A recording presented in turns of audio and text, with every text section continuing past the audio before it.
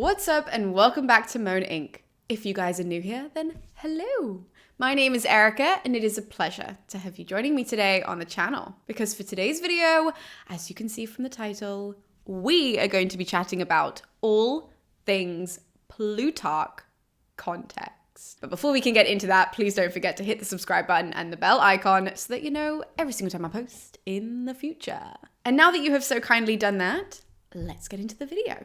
Just as a little disclaimer so that we're all on the same page before I dive into Plutarch, this is purely a context episode. And I always think that it's important to highlight that just because sometimes people click on these videos assuming I'm going to summarize Plutarch's work. Those videos are coming later. All the videos coming after this in this playlist, in the Plutarch playlist, will just be summaries of the written text. But today's episode is going to be going into the man behind the work because part of being a historian is not only reading the ancient texts, is not only engaging with the ancient world, but it's also understanding who wrote these things and in what time period, what's going on in their personal life, who do they know, etc., that would impact the work itself. So that's what we're doing. Like all of the other context videos, this is purely going to be about the man, the myth, the legend, Plutarch, which means we should probably start with his birth date and his death date. Obviously, because those are pretty important. Plutarch was born sometime around 46 CE,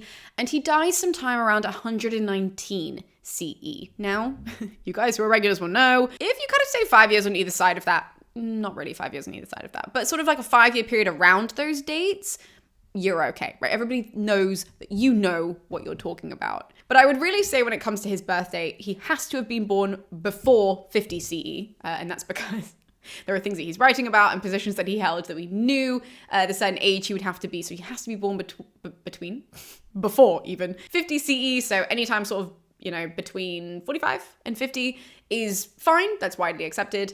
And then on the death date side, anything from 119 up to around like 125, 126 CE is really widely accepted, right? So both of those things are completely fine. Obviously, if you are in class, I say this all the time. If you're a student, if you're taking a class and you're watching this as revision, just repeat the date that your professor or your teacher said. Why? Because that's going to get you an A. And I want you to get an A.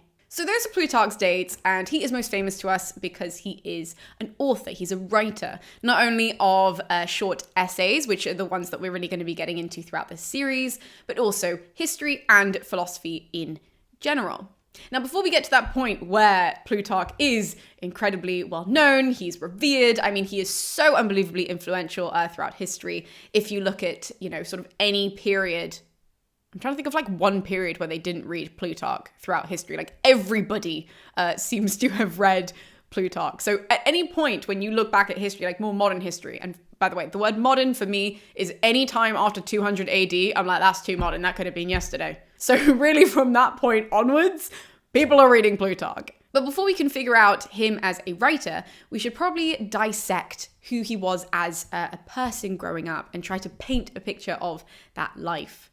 Now, Plutarch, he would have undoubtedly been from a wealthy family. And I say this at the start of all of my videos because it is so vital that you guys understand the ancient world does not at any point lend itself to rags to riches stories, right? That's what we like in the modern world. The ancient world saw that as being stupid, right? So that doesn't happen at all. It would have been a completely foreign concept to them, meaning that anybody who we read now, anybody who is published then, anybody who made waves then, they would have had to be from a wealthy family. So Plutarch is absolutely no exception to that. Which means that he would have had to travel from where he was born, which was Chaeronea, which is in Greece, which, side note, by the way, if you hear the word Chaeronea and you're like, why do I know Chaeronea? It's because there was a really important battle that happened in Chaeronea, and I've actually spoken about the Battle of Chaeronea twice on this channel. Once with Professor Paul Cartledge from Cambridge University, and once with Dr. James Rom. So you guys can check out those videos in the description below in case you guys want to check up on Chaeronea. But back to what I was saying. Plutarch ends up going from Chaeronea in Greece to Athens to study, and then we know that he works in both Egypt for a very short period of time in Alexandria. He travels to Alexandria as well as Rome, but his home is in Chaeronea. And studying in Athens was what everybody did in the ancient world, and we know that that's where he learned a lot of his philosophical, not only only ideas, but also approaches. I think that's a really important thing when it comes to Plutarch's writings. He studied very closely with the academy in Athens, and then when he goes on to Rome, he's incredibly popular in Rome. I mean, everybody loves Plutarch in Rome. Before we can get to why exactly, though, the thing that's really special about Plutarch's writings is that we actually get some names in there of his family, which I love. It means that we can really get a picture of who this guy is and sort of the people who influence his life, because we don't get this with anyone else, and I love it. So we know that his father was a man called Autobulus. We know that his grandfather was named Lamprias, and we even know his wife's name, which is Timozena, and we know that they had at least 5 children between them, which I love. I love the fact that we can kind of piece together this man's life a little bit more than we have before. And the reason why we can do that is because he himself tells us these names. That is something that is really, really rare, because normally if we find out anything, it's sort of like all these random references here, there, and everywhere. But it's actually Plutarch who, in his writing, makes it so special by adding in all these shoehorns and little anecdotes about his life and naming people. He also names a bunch of his friends as well, which is incredibly fun to see who he was hanging out with during this period. So like I said, behind the scenes, Plutarch is in Athens, he's in Rome, he's in Egypt. He's given Athenian citizenship, and he's also given Roman citizenship. And this is where the links to his friends' names are so important, because we get 2 names in particular from his time in Rome. One of his friends is a man called, I had to write all these names down, Municius Fundanus, who was a consul, actually. So he was a very, very important guy at the time. I will upload a video about the Roman political system if you just heard consul and you were like, what? Don't worry, that's coming later. But Municius Fundanus is one of his friends, as well as Mestrius Florus. Now, Mestrius Florus is incredibly important for us to mention, because this is the guy where Plutarch, when he's given Roman citizenship, he needs to take a Roman name. And this guy actually allows Plutarch to take his family name of Mestrius. So actually his name then, when he gets his Roman citizenship, changes just in Rome. Don't worry, not like in history. Which is a nice little nod to the relationships that he's building, as well as one of his other friends. Did I say that we had 2 friends' names or 3 friends' names? Because clearly we have 3. I just don't remember what I said. So the last one of his friends is Sosius Senecio, and that's really important to highlight because that is who the works that are sitting behind me are dedicated to. Now, of the texts that Plutarch published, those 2 books which are behind me, which are called the Parallel Lives, are the most famous, but they're not the only work that Plutarch published in his life. In fact, we have on record that he would have published around 227 pieces of writing.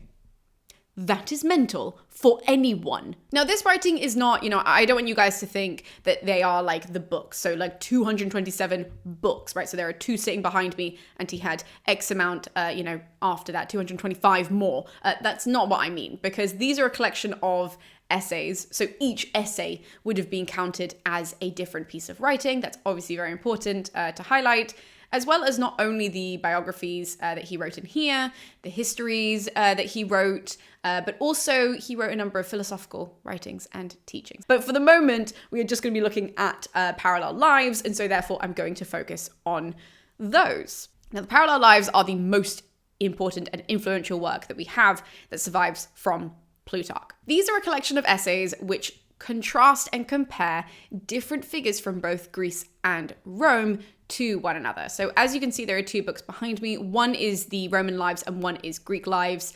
But the whole point is that they are paired together. So we have, 2 very famous people, whether it be history or sometimes mythologically, like for example, there's a Life of Theseus, and they are compared and contrasted to somebody else from the opposite culture. So there'll be a Roman contrasted with a Greek. Now they're short essays and they really look into the morality of these 2 people. He just kind of discusses them separately. So when you read, for example, the Life of Caesar, right? You are just reading the Life of Caesar. And then you can go and read a life in the Greek side of the text. And then he would have published a third piece of writing, which was sort of the conclusion about it. So he would sort of come up with his own ideas of what he thinks, etc., etc. Of the original 50, only 23 survive. In fact, when it comes to the 23 that survive, not the full 23 survive because only 19 of these conclusions, right? So only 19 then are extant, are completely full. And we can read them in one go. So we have still lost a significant chunk of Plutarch, which is quite upsetting. But these lives encompass so many different people. The Roman lives that survive to us are Cato the Elder, Aemilius Paulus, Tiberius and Gaius Gracchus, Marius, Sulla, Pompey, Caesar, and Antony. And when it comes to the Greek lives that survive to us, we have Lycurgus, Solon, Themistocles, Cimon, Pericles, Nicias, Alcibiades, Agesilaus, and Alexander, which is a lot. Despite having lost quite a bit, it is a lot. And there are a number of lives that we know would have been in there that are very upsetting that we don't have. For example, there was a whole life of the Greek lyric poet Pindar. The fact we don't have Pindar is so upsetting. Another one that we knew was in there. This one kills. I think this kills everybody who studies the Punic Wars. That we had a life of Scipio Africanus. And it's gone. Plutarch's work is incredibly metaphorical. It's incredibly beautiful in the original language, but of course, it does not come without criticism, as you guys know. Even though we have to uphold so many ancient historians, especially when it comes to the work that we have that actually survives, we do need to lean on it heavily. We also need to look at the criticisms when it comes to Plutarch, because there are quite a bit from the ancient world. As with most ancient writers, Plutarch, is not necessarily all that worried about chronological order. That's something that is not out of the ordinary, but obviously is something that people do harp on, right? It is something that people want to be like, hey, why aren't you doing this? But like I said, he's really focusing on morality. He's really focusing on the good and the bad, and he's sort of moving through their lives in that kind of a way. So even though valid complaint, also not the purpose of the work. The main issue is that a lot of these biographies are based in, again, trying to paint a picture of the person, and therefore there's not a lot of like written material about the people themselves, right? As I said at the start of this, ancient historians are not fussed, right? The ancient world is not fussed. They are more fussed with what said person did, which means that Plutarch, in order to construct these biographies, has to rely on hearsay, gossip, random references here, there, and everywhere, which there is no way that he could avoid. So in that kind of a sense, that is a big criticism of Plutarch. When we hear these lovely little stories, he's just like, this is just something that I heard. Do we know if it was 100%? We have no idea, right? And when it comes to a lot of these things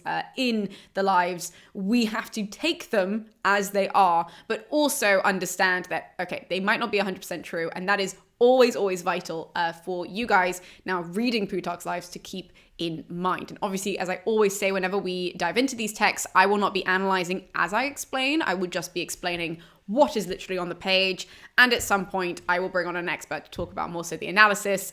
What we can infer is actually factual from Plutarch, what seems to be just a story, and all of that kind of stuff. So we will just have to be going through the text because that is what is most important. But it is vital for you guys to remember that every single published text that we read across the channel is always open and criticized with really valid remarks from the ancient world, from modern historians. We have to be aware of that so that you don't read something, you don't just fully trust the account, because that's just not how history works. Also, when it comes to Plutarch and his writing, he has this real sense of drama when it comes to men and their situations throughout the ancient world. So when we read these lives, when we go through them together, you'll notice that he's got a really intense eye for sort of a wider field of human action and other classical historians and other historians at the time, right? He's really focused on not only the people, but also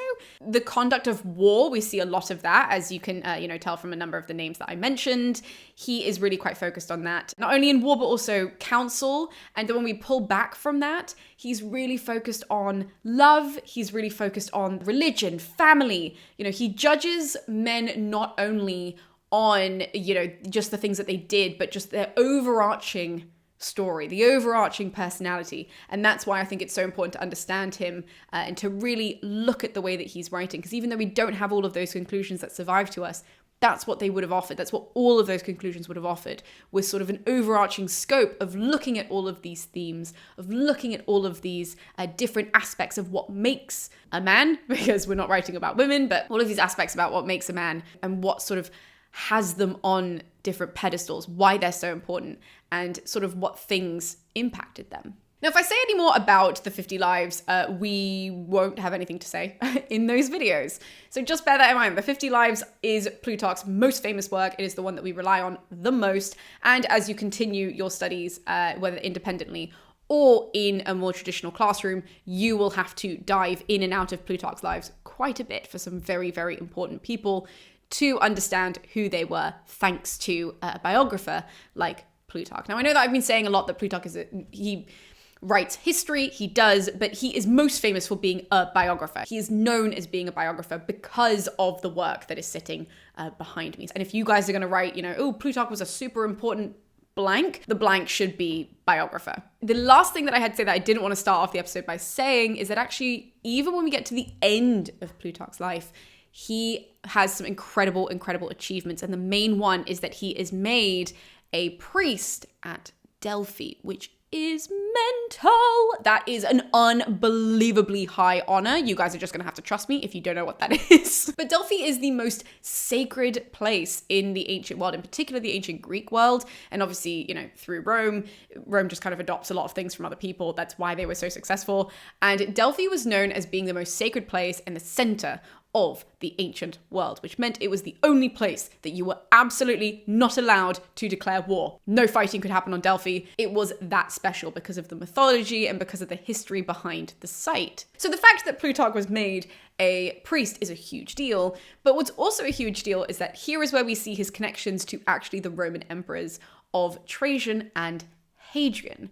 Reason being is because we know that Plutarch would have overseen these building structures in Delphi that were funded by them. So there you go. There's even towards the end of his life, he is still unbelievably important, not only for his work when it comes to his writing, but also for his work in the positions as a very high up, kind of guy about town, even though he is just living in Chaeronea for the most part. And I love the fact that Plutarch really liked his life in the small town of Chaeronea. I've always found that really quite enchanting in a way, that he really just did live the life of this scholar that was really, in high demand. People really, really loved him and all wanted a piece of him. And he just seemed to really like his regular life. And he just wanted to be in Chaeronea with his family and his friends and all of that kind of stuff. So when it comes to his writing, like I said at the start of this, we see lots of little anecdotes. It's a real joy to read. It's very, very clear and concise. And I think that is what makes Plutarch so special, that even though it's beautiful, the actual writing style is really beautiful. It is very, very clear.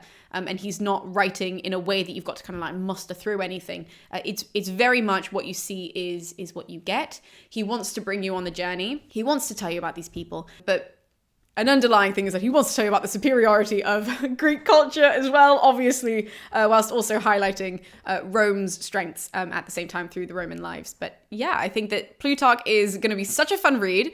I know that a lot of people have been asking for a Plutarch episode. And so after this one, I will start uploading Plutarch's lives, because that will certainly be a much easier series when it comes to all of the other historians that I have been reading and dissecting. These are some nice short essays. And all of that kind of fun stuff. So thank you guys so much for tuning in. I am so thrilled to be getting to this with you in the coming months. But in the meantime, as I said at the start, please don't forget to hit the subscribe button. And whilst you're down there, you can find the extra videos on Chaeronea that are already on the channel in case you want to know more about where Plutarch was born and where he lived. But thank you guys so much for tuning in, and I'll be seeing you next time with more videos here on MoAn Inc. I'll see you guys then.